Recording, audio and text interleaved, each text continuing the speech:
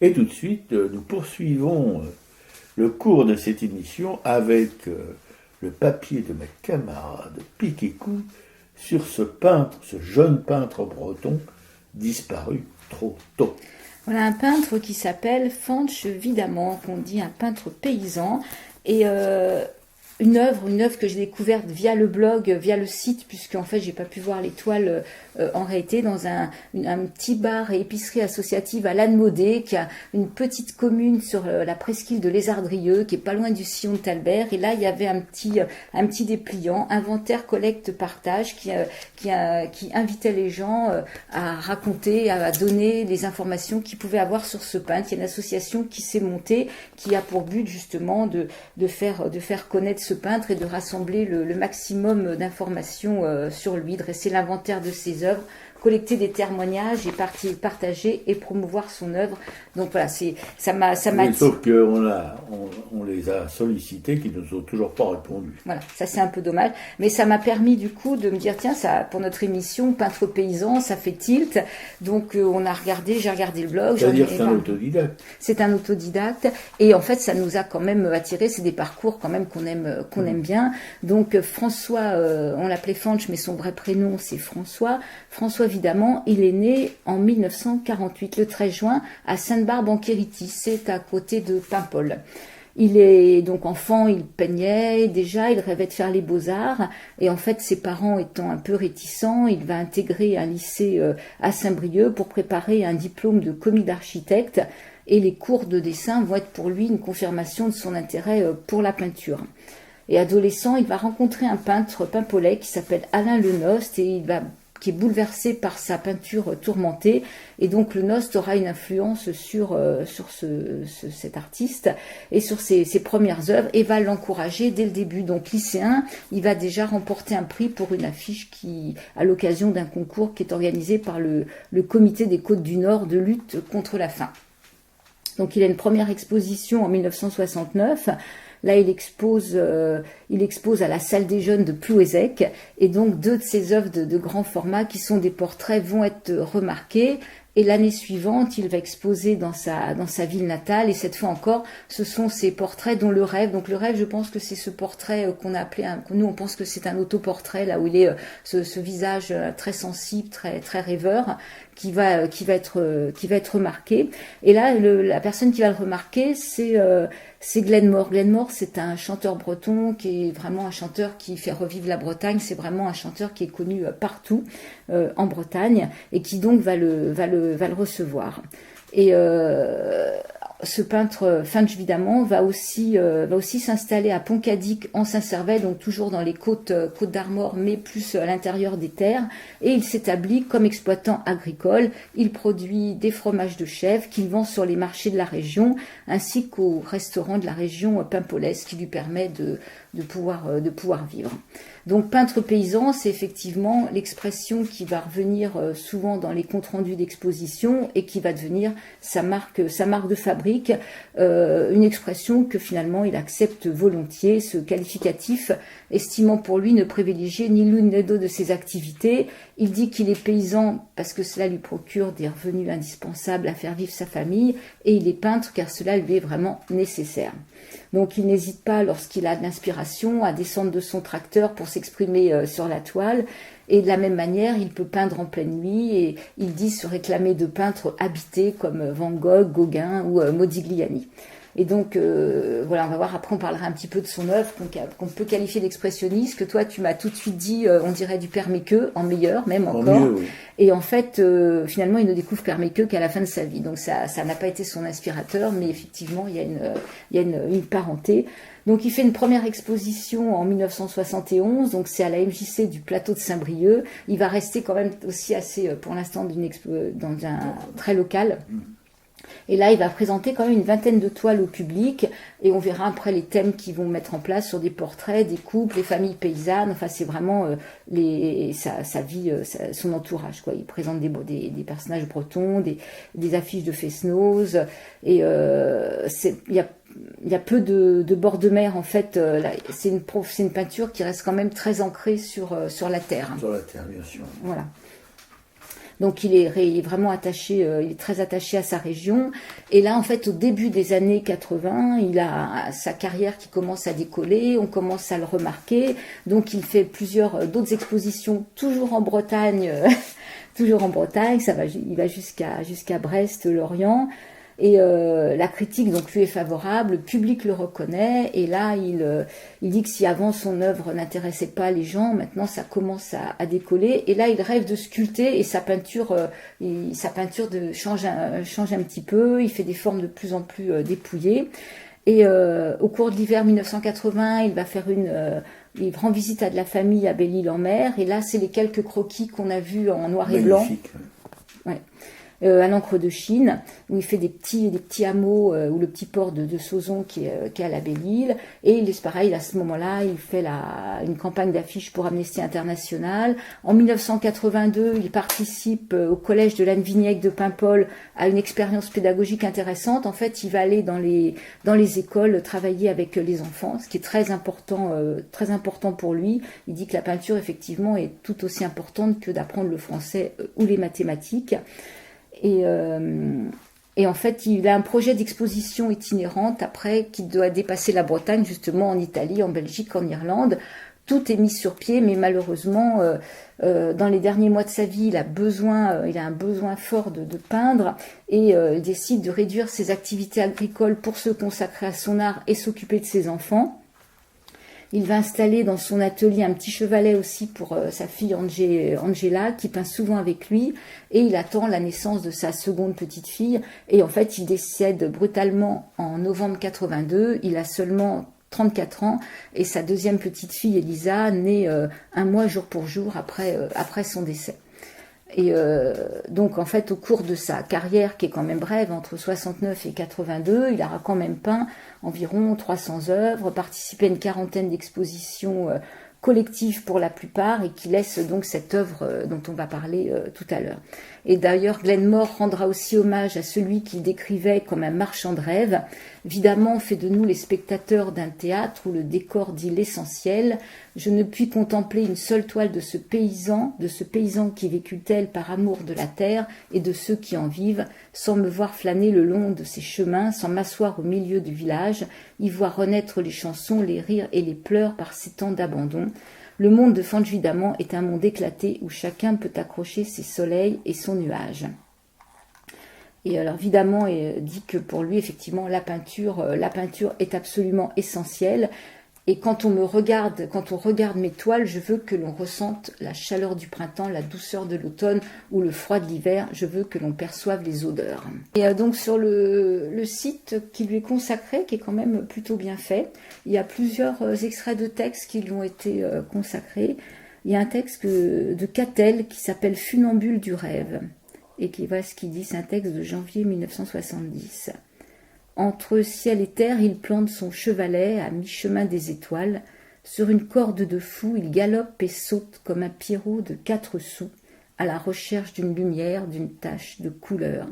Funambule du temps qui se fait dur, il contrebalance le vide qui l'étreint, glisse lentement sur la solitude à la recherche d'une étoile. Si une femme passe dans la rue devrait devenir femme, tout devrait être chaleur, beauté. Si un boiteux passe dans la rue, les maisons et les pierres devraient boiter par compassion. Fanj Daman, une morale bien à lui, une morale de cœur. Ses tableaux baignent de jeunesse et de compassion. Tout peintre a un univers, son univers s'appelle fleur, fleur de pissenlit. Le jaune, ce jaune qui rend fou, ce jaune unique, c'est son feu. C'est la fleur qui vit 2 fois, je voudrais mourir comme elle, sans souffrance en m'envolant au vent. Peintre qui mourrait comme la fleur pour le plaisir d'un enfant qui souffre et rêve. Sa peinture est dure comme un pain de seigle trop tôt vieilli, mais imaginez une goutte de miel sur ce pain-là et vous n'en mangerez plus jamais d'autre. Voilà ce qu'il pouvait dire aussi, la peinture ne m'aide pas à travailler la terre, mais la terre m'aide à peindre.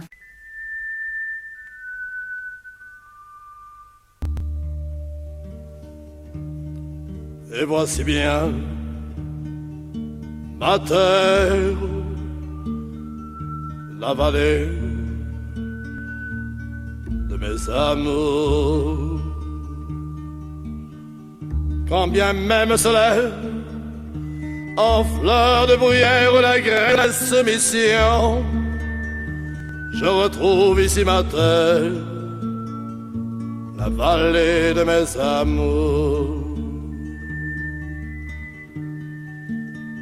En ma chaumière se refont les vents du nord, traînant dans leur colère le duvet des oiseaux morts, et la sombre demeure qui se rit de la pluie se refait d'heure en heure, beauté sans nuage et nuage sans oubli.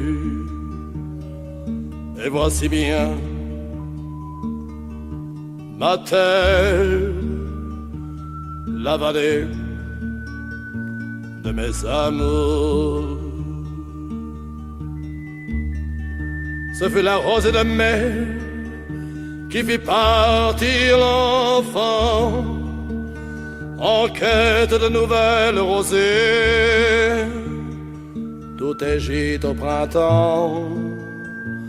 Ce fut décembre qui ramena l'oiseau aux granges du passé. L'hiver, il n'est qu'un nid, un visage, un appel, cette odeur de fumée, pique de gel. Et voici bien ma terre, la vallée de mes amours. Voici venir ailée de nuages, le sourire d'une mère, cheveux blancs en bandeau de lumière. C'est bien ici ma terre, la vallée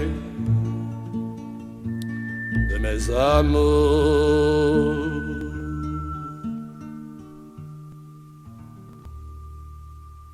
C'était Glenmore, le retour. Vous êtes toujours sur Arakai, quelle chance! Nous allons poursuivre en essayant, mais c'est mission impossible, quasiment de vous décrire ou de vous tenter de vous montrer par la parole les couleurs de sa peinture et la force de son geste de peintre, de dessinateur aussi, parce que moi, ce qui m'a aussi beaucoup plu, beaucoup frappé, donné beaucoup d'émotions dans son travail, ce sont ses dessins en noir et blanc, à l'encre, au feutre, à la plume, magnifique, enfin d'une simplicité. Et, oui, la simplicité, c'est à l'air d'être son credo, même en peinture d'ailleurs. Mais des fois avec des traits vraiment, franchement, des jets, voilà. Et en cela, on dit beaucoup qu'il a une espèce de style un peu semblable à Perméqueux, mais pas dans le dessin, que Perméqueux maîtrisait beaucoup moins bien, à mon avis. Quoique j'ai un poster de lui, un fusain qui est quand même assez extraordinaire. Donc ce jeune peintre breton a un trait, un style de dessin qui est quand même assez... ça fait penser d'ailleurs à un Anglais, Robert...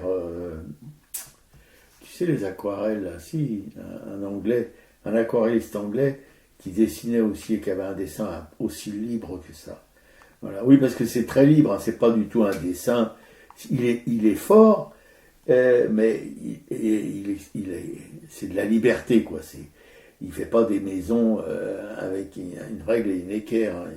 C'est envolé, c'est sensible, voilà. Ouais, c'est les petites maisons donc du village de Sauzon, je crois, c'est ça, à Belle-Île, quoi. Et là, je regarde une, là, mais là par contre, c'est avec des gros traits, comme j'adore les gros traits, et avec un personnage qui a des jambes comme on dirait presque un golem. Oui. Et là, je trouve que c'est magnifique, ça exprime bien la lourdeur paysanne, enfin pas dans le sens de l'imbécilité paysanne, mais la lourdeur du pas, du laboureur, voilà. Alors que lui, il travaille avec un tracteur, enfin, c'est autre chose. Et il y a vraiment des paysages, alors là, on peut dire que vraiment, c'est Perméqueux, quoi, mais Perméqueux breton, avec des harmonies de couleurs qui sont... c'est dans les rouges, dans les ocres, dans les ors, c'est flamboyant en opposition avec des bruns chauds qui vont jusque presque au noir dans les ciels. Et vraiment, c'est d'une splendeur assez bouleversante. Voilà. Ces personnages qui sont des personnages, encore une fois, vraiment qui tiennent au sol, ouais, ils sont pas, c'est pas des squelettes, ce sont des personnages, voilà, comme on peut les imaginer à la campagne, dans un labour ou dans les personnages de Millet par exemple, ça pourrait y ressembler, sauf que ça n'a pas la finesse du travail de Millet, mais ça a plutôt la brutalité du travail d'un Van Gogh ou de gens comme ça. Voilà. Il y a là des paysans qui chargent un chariot, je suppose, qui font une meule de paille. C'est là aussi dans des tons ocre, rebattus, etc. Voilà, il y a une simplicité dans les palettes aussi de couleurs qui sont. Là, il y a une mère et son petit qui marchent vers vous sur le côté droit de l'œuvre, qui vont en sortir avec en arrière-plan une ferme bretonne, mais c'est solide, ça tient au sol, voilà. Et les couleurs accompagnent magnifiquement, si vous voulez, les sujets qui sont exprimés dans ces peintures. Il y a aussi un style de maison qui font penser aussi d'une certaine manière à Soutine. Complètement. Complètement. Oui. C'est-à-dire des maisons qui dansent, voilà. Comme Soutine faisait jamais des maisons bien bâties sur leur fondation, mais qui se cassaient un peu la gueule de tous les côtés. Voilà. Ça donnait l'impression de maisons dansantes. Et lui aussi, on voit ça chez lui. Alors comme Père Mequeux, Soutine, tout ça, c'est des gens qui me parlent vraiment, particulièrement Soutine.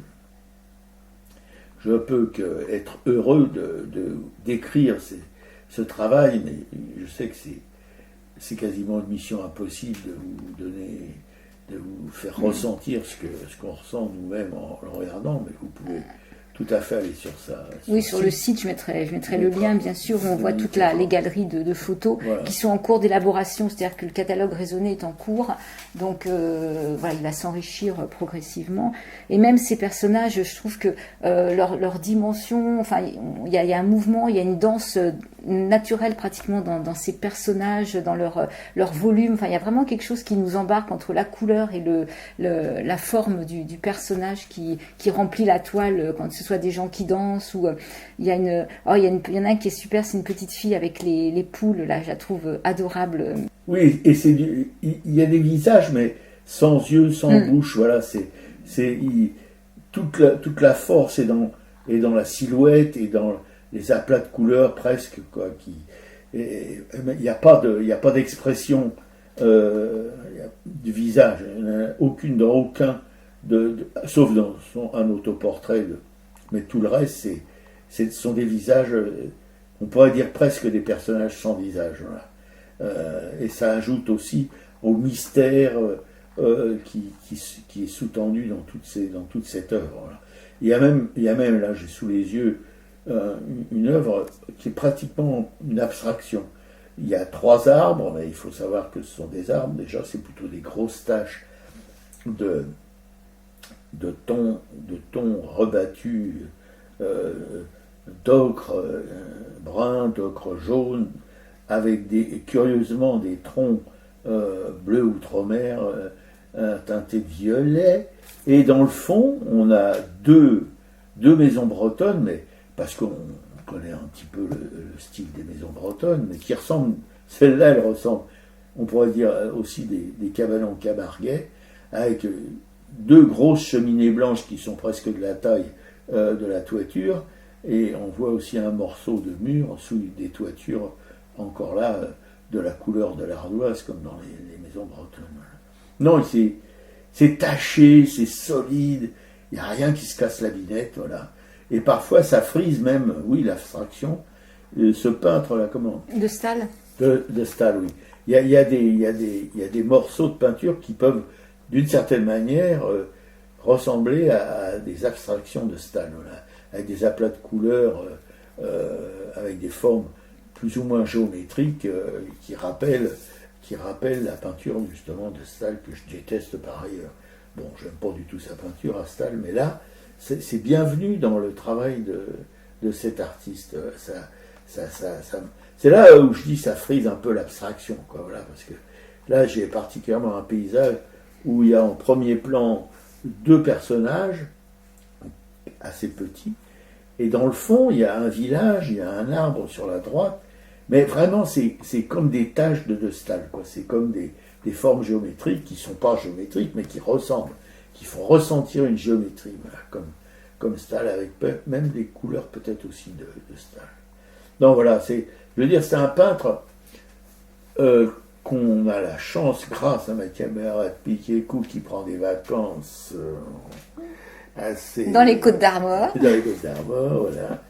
Et qui a vraiment là, trouvé, si vous voulez, un artiste voilà, qui pourrait très bien être exposé au musée d'art moderne. Voilà. Tout à fait. D'ailleurs, ce serait bien qu'il y ait peut-être, pourquoi pas, des donations au musée d'art moderne, et comme la salle de d'Éric Dubuc, qui voilà, avec là il y avait quelqu'un d'autre aussi au musée d'art moderne, une donation avec un espace qui lui est réservé. Il aurait vraiment toute sa place, effectivement. Oui, parce que c'est tellement dense, ça tient tellement au support, quoi. Il y a rien de futile, il y a rien de comment dirais-je, de gracile, il y a rien de complaisant. On n'essaye pas d'attirer le regardeur, là, de lui faire des papouilles. Non, c'est plein la gueule. Et puis voilà, passer à autre chose, mais avec ça qui restera sur vos rétines, quoi, ou qui peut même aller un peu plus loin dans le cerveau.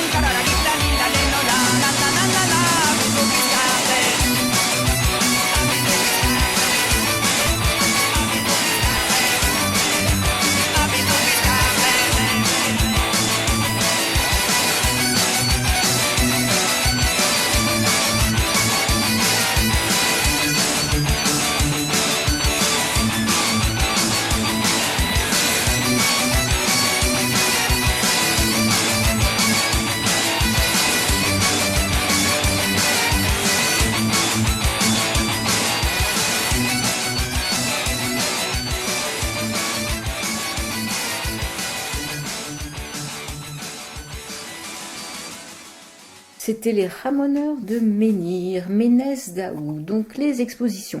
Donc pas mal des expositions qu'on avait mentionnées avant l'été sont terminées. On peut retenir celles qui restent. Maximilien Luce, L'instinct du paysage au musée de Montmartre jusqu'au 14 septembre. Donc il faut se dépêcher, c'est la dernière semaine. Et je rajouterai comme exposition au Grand Palais, c'est Niki de Saint-Phal, Jean Tinguely et Pontus Sulten. C'est jusqu'au 4 janvier 2026. Et on avait parlé la dernière fois du documentaire Arte qui parle justement de ce trio et qui montre à quel point Pontus Sulten les a aidés à devenir célèbres et à pouvoir exposer. Donc ce doc, je vous conseille vraiment de le regarder.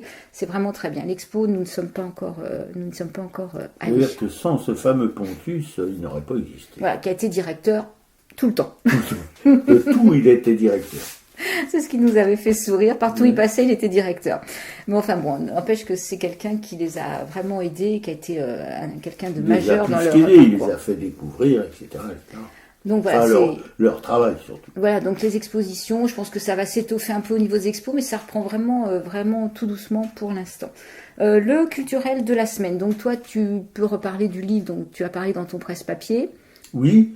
Le livre de cette charmante de Monique dame, Chémillet-Gendreau, voilà, que j'ai découvert complètement par hasard dans une librairie. C'est 1000 pages.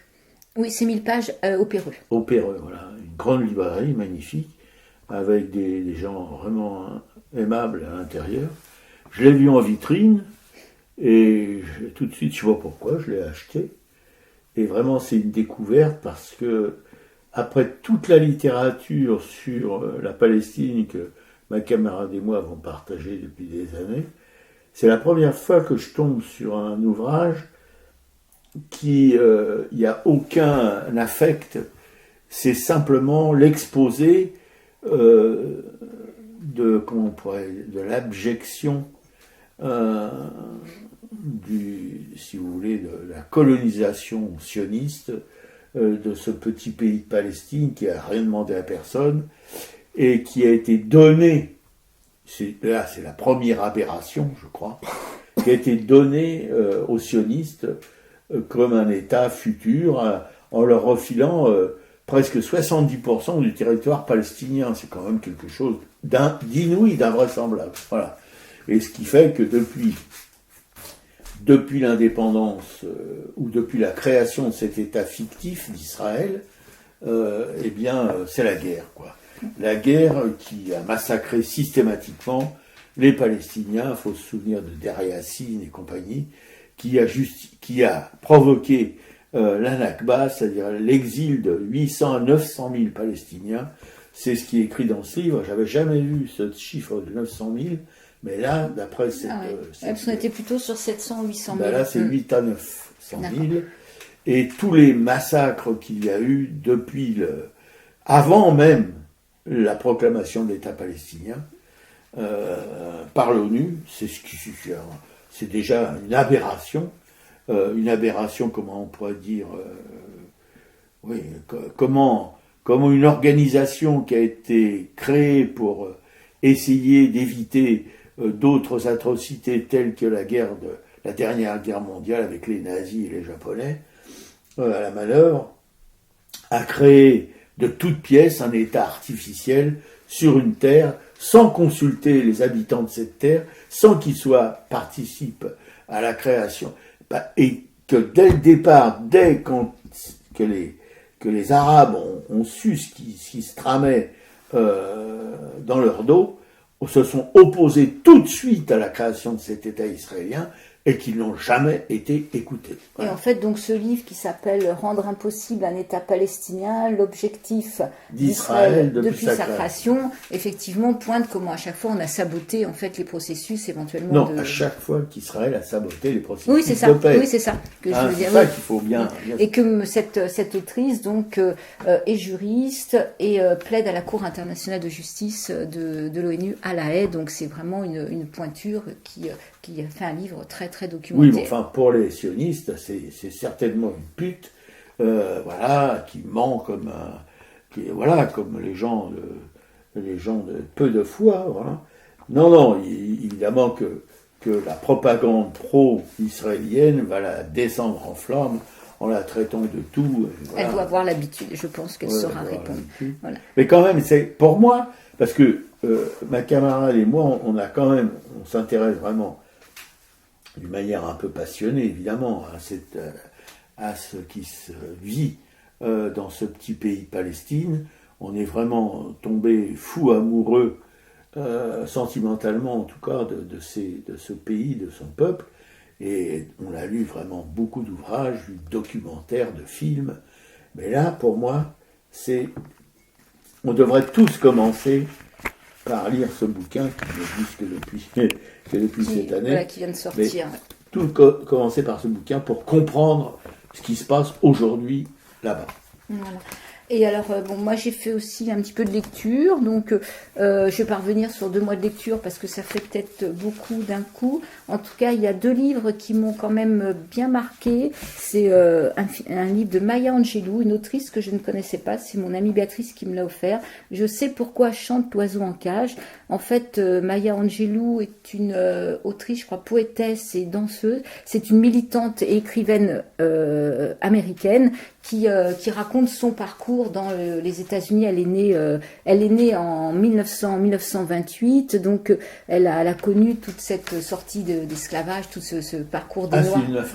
C'est une noire, oui, c'est une personne noire qui est née à Saint-Louis. Une Afro-américaine. Voilà, une Afro-américaine, et donc qui raconte le début de son parcours, comment élevée par sa grand-mère, sa mère, enfin entre 2 états différents, elle va prendre confiance en elle et elle va devenir quelqu'un qui va trouver sa voie et en fait qui va être appuyée par quand même 2 femmes fortes, que sa mère et sa grand-mère finalement vont lui donner les moyens de pouvoir s'émanciper et s'éduquer et devenir ce qu'elle va devenir après. En fait, c'est une femme qui est très connue, que James Baldwin, qui a été proche de James Baldwin. En fait, c'est vraiment une autrice célèbre et moi je la connaissais pas du tout. Donc il y a tellement de gens qu'on connaît pas.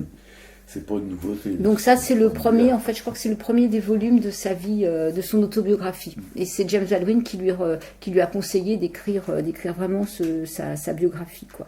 Donc c'est vraiment un livre à lire qui est très plaisant parce qu'elle raconte d'une manière très simple et avec beaucoup de force justement son parcours auprès de son frère, donc d'abord chez sa grand-mère, puis après chez sa maman, jusqu'à la naissance très jeune, à 17 ans, de son premier enfant, quoi.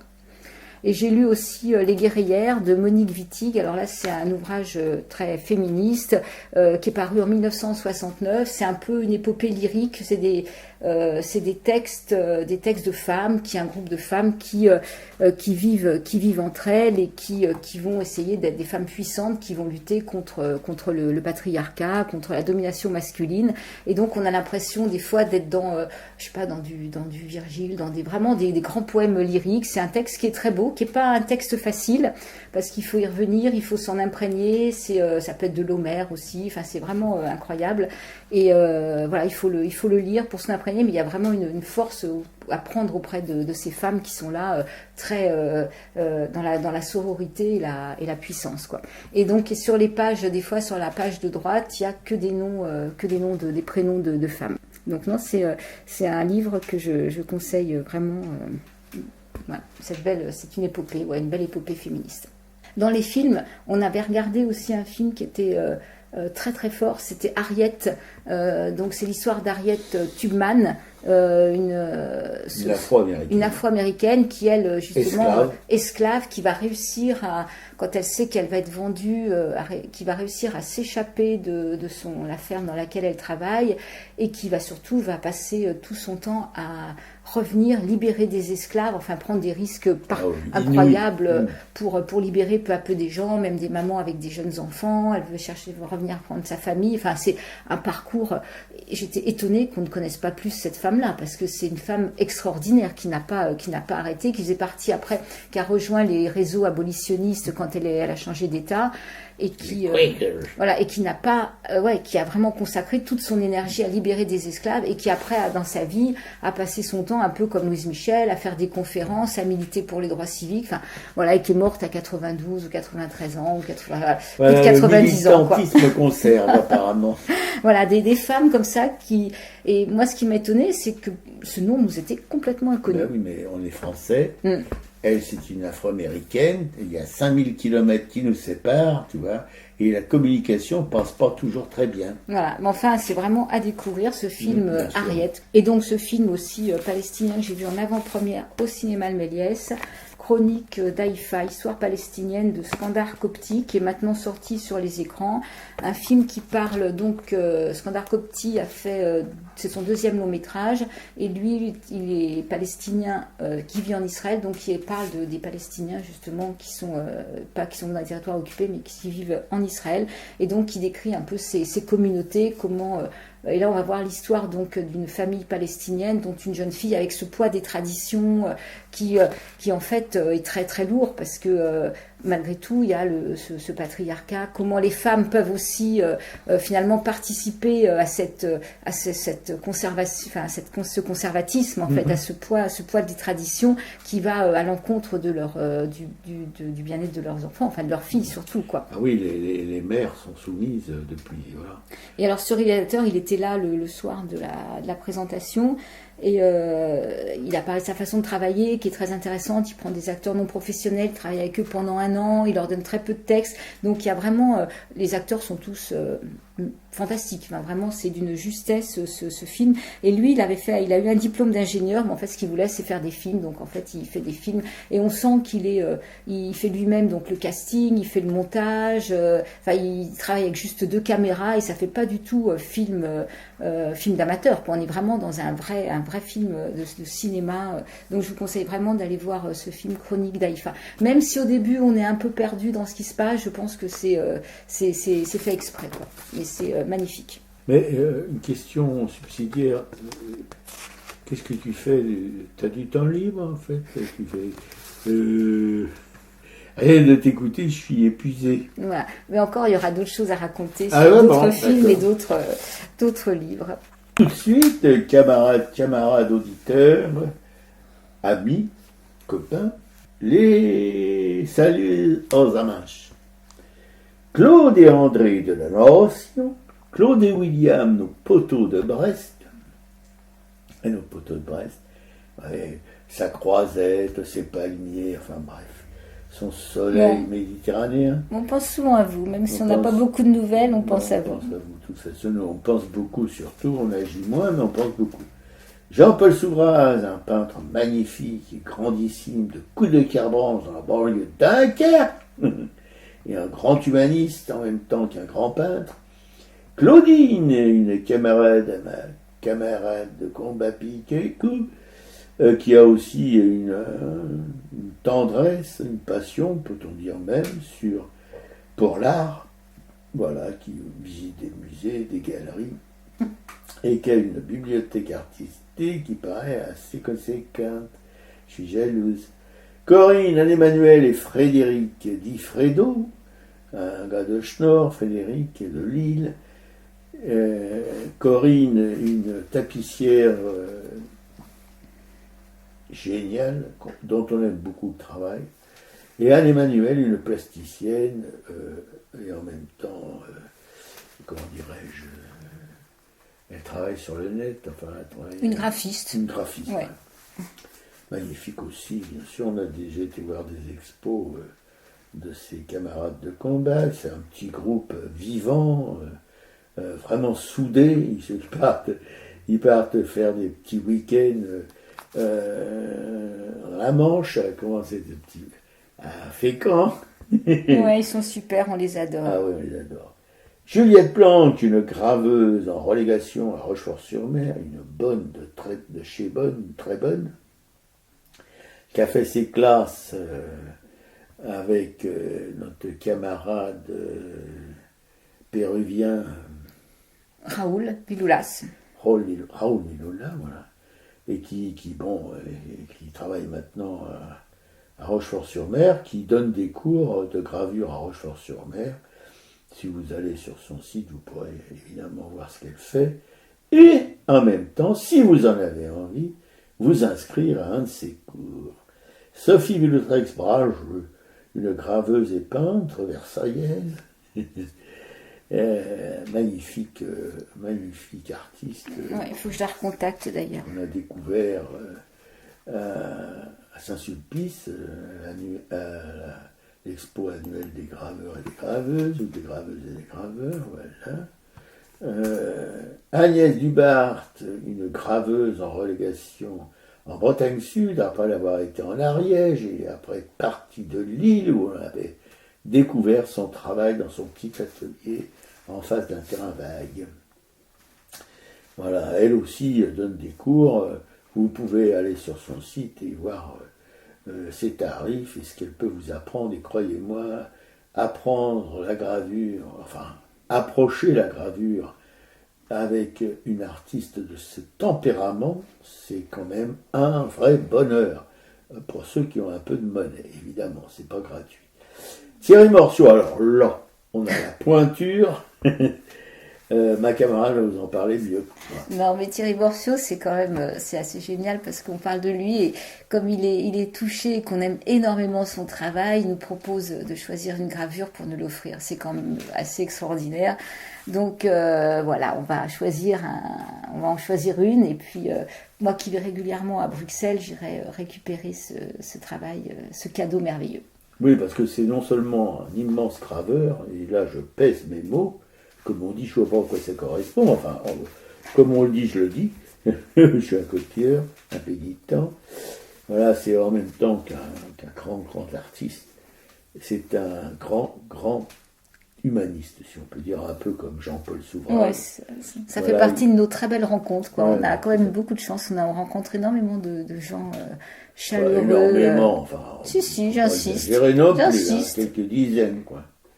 Et Alice Amoroso, une graveuse, on touche les sommets aussi, qui est très très jeune et qui remporte tous les concours, qui va dans toutes les... Voilà, elle est allée à la Casa Velasquez à Madrid, elle est allée aussi... Elle est allée à Belleville, à la Casa à Belleville, à la Villa Belleville. Et là, elle a obtenu une résidence à Jodhpur, dans le Rajasthan, pour janvier-février. Oh là là. Avec l'ambassade de France et l'ambassade indienne. Voilà. Et elle a pas 25 ans. Non, elle doit avoir 22, 23 ans. Elle est haute comme 3 pommes à genoux, et voilà, c'est épaisse comme une tringle à rideau, mais bon, elle a une énergie et un talent, on n'en parle même pas. Raoul Viloula, c'est à peu près le même type de personnage, mais au masculin, voilà. On aime beaucoup son travail et sa gentillesse. Ouais. Il y a un peu de mutique, mais bon, les mutiques sont pas forcément... De moins en moins, je dirais. De moins en moins, ouais. De moins en moins. Ah bon, tant mieux. Il ne va pas devenir quand même comme notre camarade, comment il s'appelle, de Montreuil, là, Vincennes, notre graveur. Oui, Clément. Clément. Non, c'est pas... Ah ben Clément, j'en ai pas parlé. Clément, le graveur fou, un émule de Van Gogh en gravure, voilà, mais un talent fou. Et par contre, lui, il n'est pas mutique du tout. Quand il vous chope dans un coin et qu'il commence à vous causer, il faut avoir une réserve d'aspirine. Alice à Raoul, alors Colette et Jacqueline, hélas, enfin surtout pour Colette qui a récemment tiré sa révérence, qu'on adorait, la femme de Hodon, un graveur aussi, un plasticien plutôt, dont le travail était magnifique. Voilà. Et Jacqueline, on a appris récemment qu'elle était maintenant dans une maison de retraite. Voilà. C'est triste, parce qu'elle avait une propriété mais sublime, et on a partagé des déjeuners sous son tilleul devant sa maison. Non, mais c'était vraiment des moments magiques. Voilà.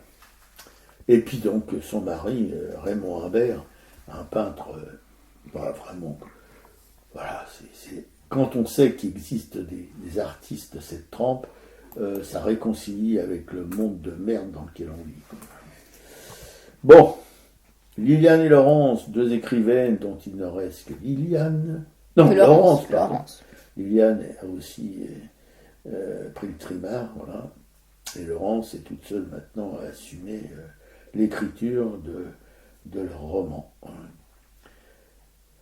Geneviève, une sorcière bien-aimée, notre sorcière bien-aimée, qui elle aussi a pris le chemin de la route de l'éternité. Voilà. Mais on la garde dans nos cœurs et dans nos têtes au chaud. La Rose flamboyante, qui anime deux émissions sur une radio Omni consacrée aux enfants et à leurs parents, ancienne institutrice, elle sait de quoi elle parle et elle produit des émissions magnifiques. Elisabeth Roubaille, une peintre de coup de Kerbranche, non pas non, Bourron-Marlotte. Une peintre de coup de Kerbranche, Bourron-Marlotte, voilà, qu'on a connu il y a quelques années maintenant, par son travail qui est exposé sur les cimaises de la librairie L'Empreinte de Florence Quenu à Bourron-Marlotte. Dominique Paula Dardouin, une galériste bien aimée, dont on chérit aujourd'hui souvenir, puisque évidemment, elle aussi a mis les bouts, ainsi que sa maman, Thérèse Franco. Là. Marie Dognaud, une galériste qui tient d'une main ferme la galerie Kaléidoscope et qui offre ses cimaises à des pointures. Antoine Manoury de Madame Swing, voilà, un musicien complètement inconnu avec son petit trio. Là. Ouais, pas de nouvelles d'Antoine, c'était les vacances. C'est presque un mythe, hein, voilà, parce que ma camarade le connaît, mais je crois que sans l'avoir vu, hein, j'ai jamais vu. Elle jamais, non plus. Voilà, bon, vous voyez, mais bon, elle en parle souvent, et voilà. Et enfin, Anna Sinoratska, une professeure à l'université de Lille, après avoir été longtemps maître de conférence, qui vient d'écrire un livre. Qui vient, oui, sur un écrivain polonais dont elle est spécialiste, je ne saurais pas dire qui, mais qui vient d'être édité en polonais. Enfin, vraiment un passage important dans son parcours. Et qui, en même temps, peint, en amateur, ou amatrice, un travail pictural remarquable. Voilà.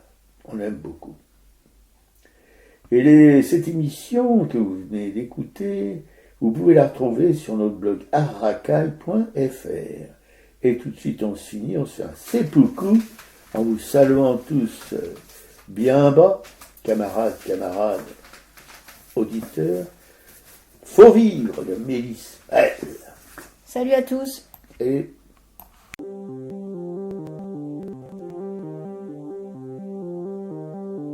malgré l'écran cieux tu néant, c'est pour mieux nous manger enfants et les silences et les boucans, faut vivre. Et bien qu'aveugle sur fond de nuit, entre les gouffres infinis, des milliards d'étoiles qui rient, faut vivre. Malgré qu'on soit pas toujours beau et que l'on ait plus ses 16 ans et sur l'espoir, un chèque en blanc, faut vivre.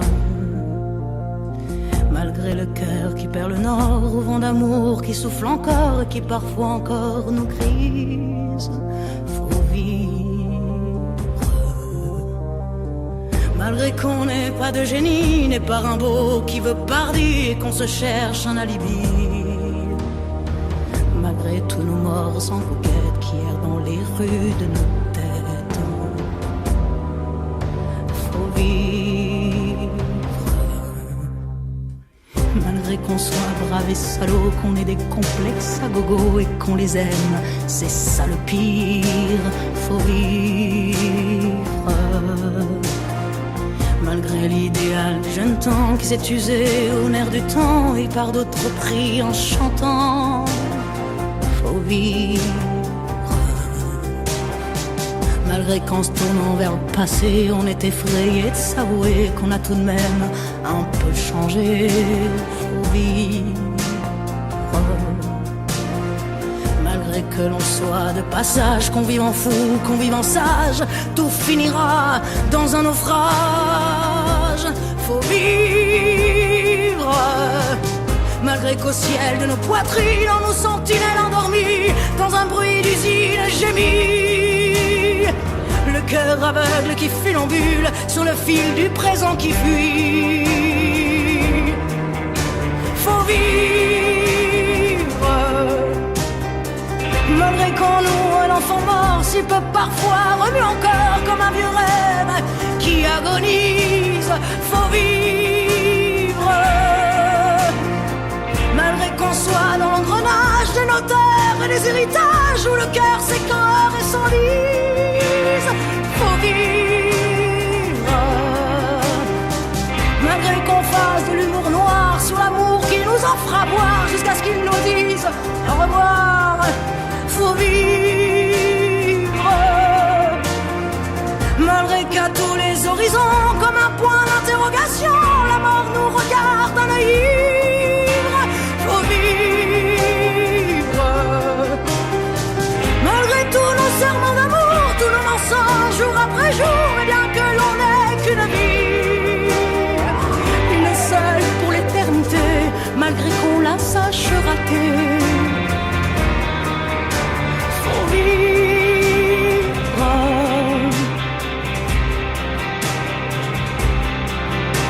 faut vivre,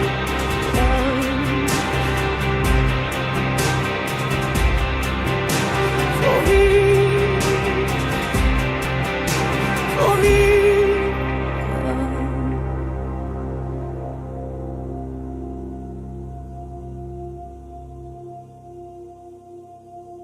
Faut vivre.